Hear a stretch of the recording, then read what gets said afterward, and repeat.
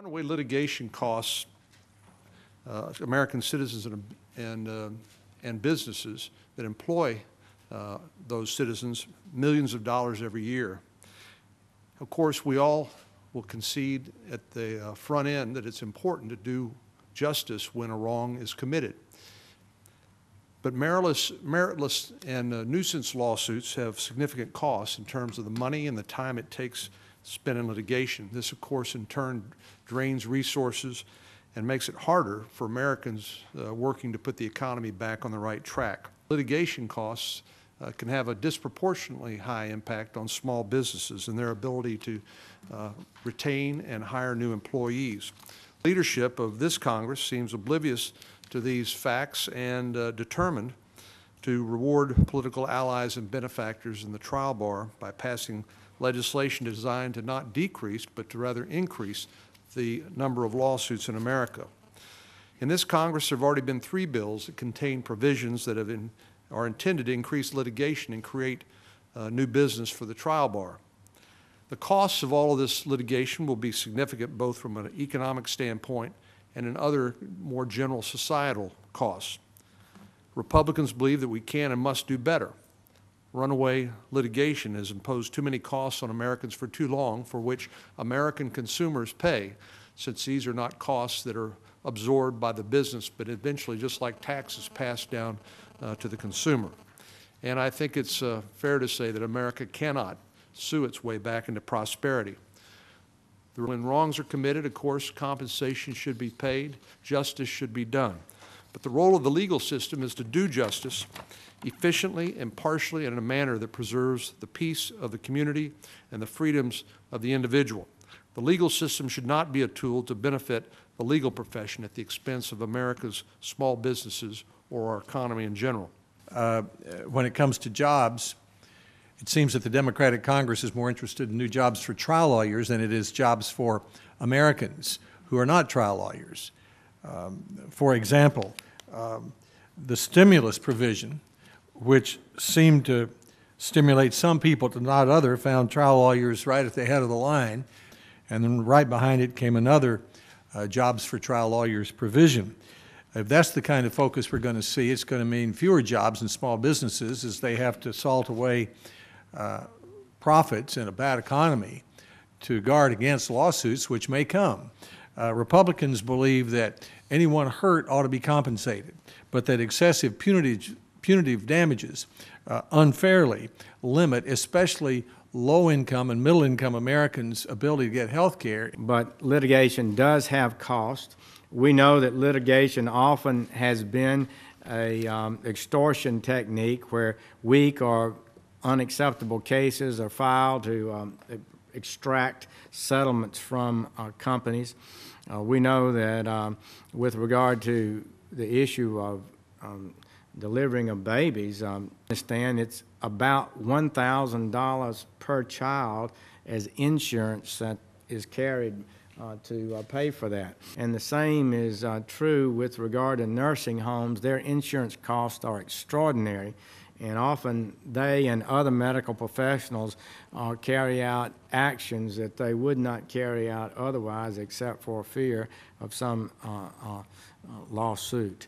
And I think if you talk to any small business, the ones I know, they live in dread and in fear of unpredictable lawsuits, and they also having to pay insurance premiums far above what they feel are necessary, both of which impact their ability to grow and prosper and to hire American people as their employees.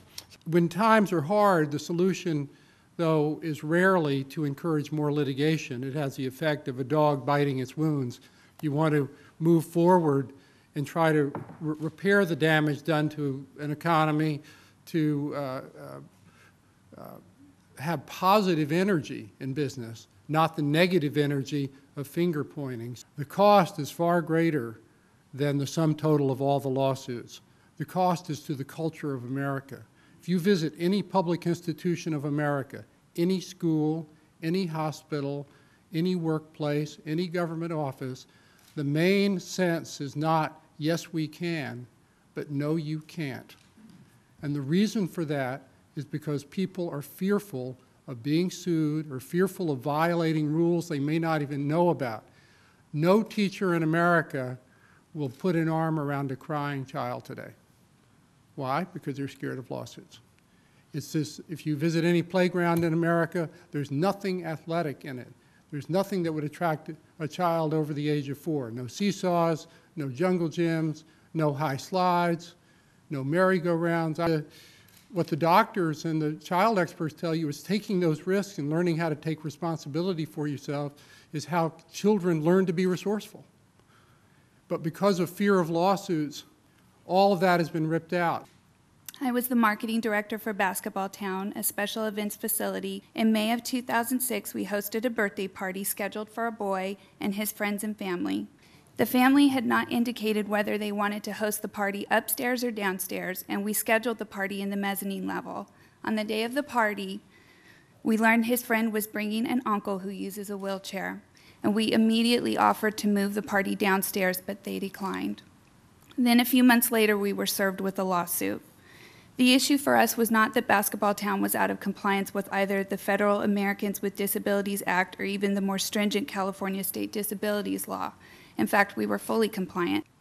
For Basketball Town, we didn't violate the law, but we were sued anyway, and the cost of defending the lawsuit ultimately became more than we could bear.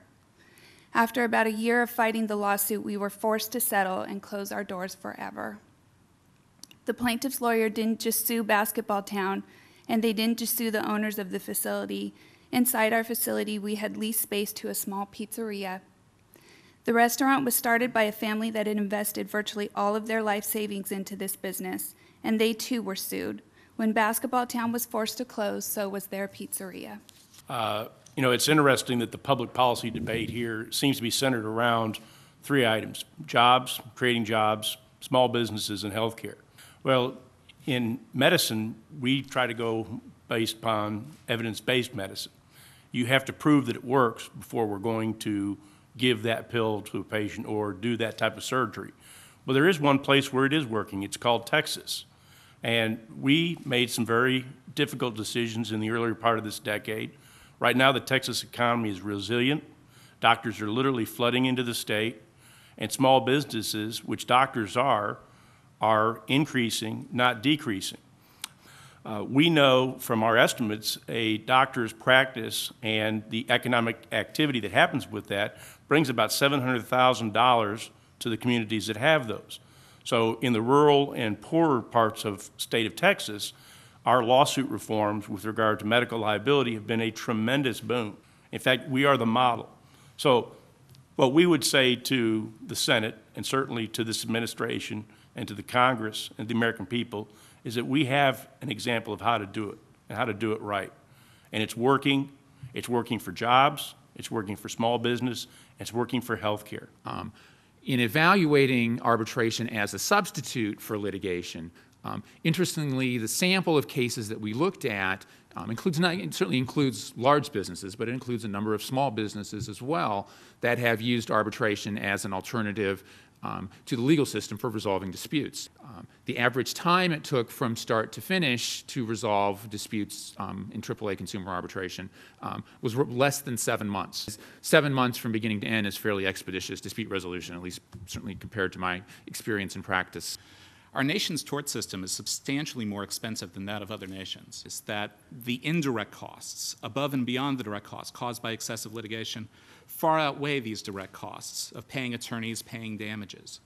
Businesses incur non-legal expenses to comply with the tort system, from document management systems to executive time lost in depositions and pretrial preparation to activities forgone because of legal risk. Businesses and individuals change their behavior in inefficient ways because of the distorting effects of the tort system. The demand for lawyers is such that even in the middle of a recession in the economy, many of the best and brightest college graduates will choose to become attorneys rather than engineers or scientists or other jobs where people produce things rather than working to transfer wealth or prevent the transfer of wealth. When it comes to job creation and be able to retain people in jobs during a tough economic environment, do the costs of liability insurance, do the costs of, let's say, paying for employees who are unproductive because they have to leave the job in order to testify in depositions or in court or in other ways.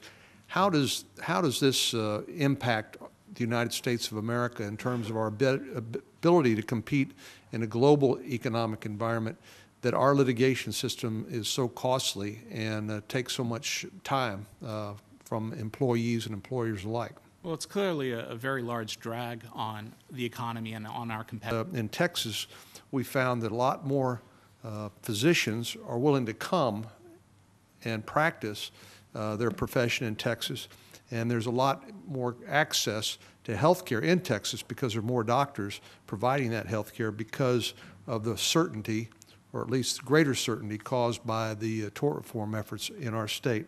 But could you talk just a little bit about the impact on high-risk specialties in particular? Because I think this is an area, even where there may be a doctor in town, there may not be a neurosurgeon, or we've talked about an OB-GYN doctor and the like, what the impact has been with regard to those specialties?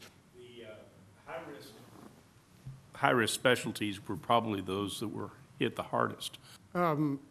Thank you, Senator. I don't think it's possible to contain healthcare costs unless you create a system of justice that the providers trust.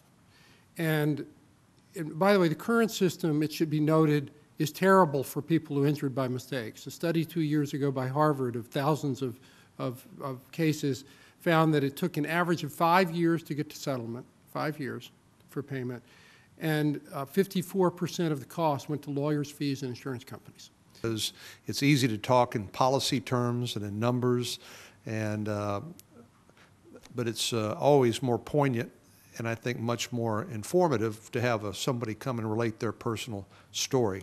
Even though your basketball town was complying with all the applicable regulations and laws, just the very cost of defending a lawsuit was enough to give the economic death penalty, I guess, to those people in that particular small business. Right. Yeah, that is correct. Well, thank you all for being here today. This has been very enlightening, and I think it will be an enormous benefit to my colleagues and myself as we encounter what I believe to just be the first of a number of attempts to either deal with health care without dealing with health care liability, to deal with arbitration agreements, not recognizing the importance that they have in terms of access to justice. And I think it's important to our ongoing conversation about how we're going to compete in a global society without having additional costs borne by American businesses or people we want to attract to create jobs here.